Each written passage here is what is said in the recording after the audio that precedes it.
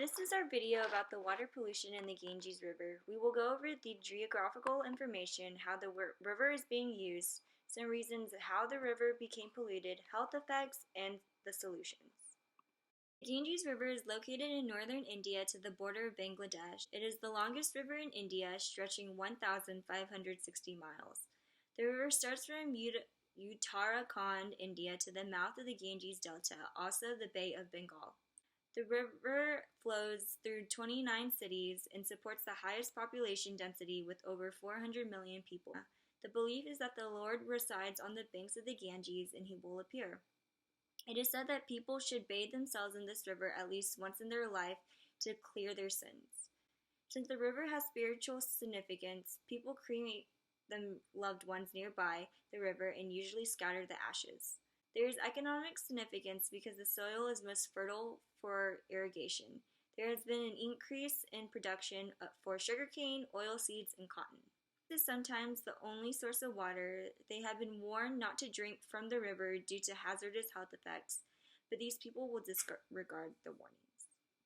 Pollution of the Ganges River has become so serious that bathing and drinking its water has become very dangerous. The major polluting industry along the Ganges is the leather industry, especially near the area of Kanpur, for which chromium and other chemicals leak into the river. Another huge source of pollution is that of the nearly 1 million liters of mostly untreated raw sewage that enters the river every day.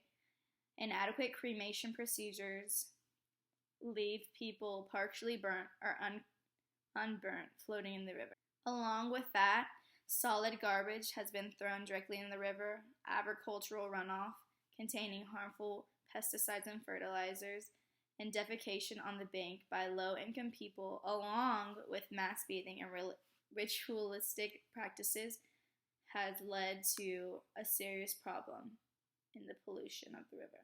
Due to the large amount of pollution Isabel previously mentioned, many health effects are presented to the Indian people. Exposure to fecal matter causes approximately 600,000 Indians to die each year from diarrhea because of the large amount of toxic chemicals dumped in the water near the bank of the Ganges. Cancer rates have risen among the Indian people. The chemicals are also believed to be the reason more and more children are going blind as their parents expose them to the supposedly holy water. The river is now a leading cause of infant and child mortality rates, skin problems, and some more serious health issues.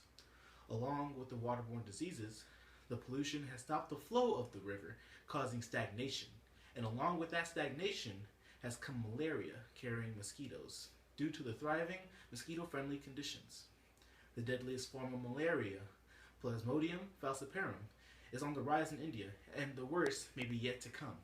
People who use this water risk hepatitis, typhoid, cholera, amoebic dysentery, and other waterborne diseases, and a variety of skin afflictions. The Ganges will continue to become worse if not handled properly and cleaned by the government. Following Modi's election, he promised that he was going to clean the Ganges River in about 3 years.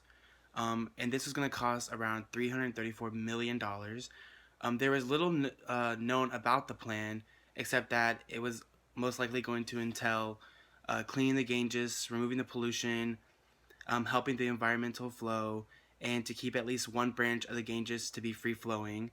There was a lot of problems with this, for that it could create, one of the things that they wanted to do was create 16 dams around the river to keep it clean, but the problem with that was that it was going to create 16 huge ponds. So there's not really any plan to clean up the Ganges River.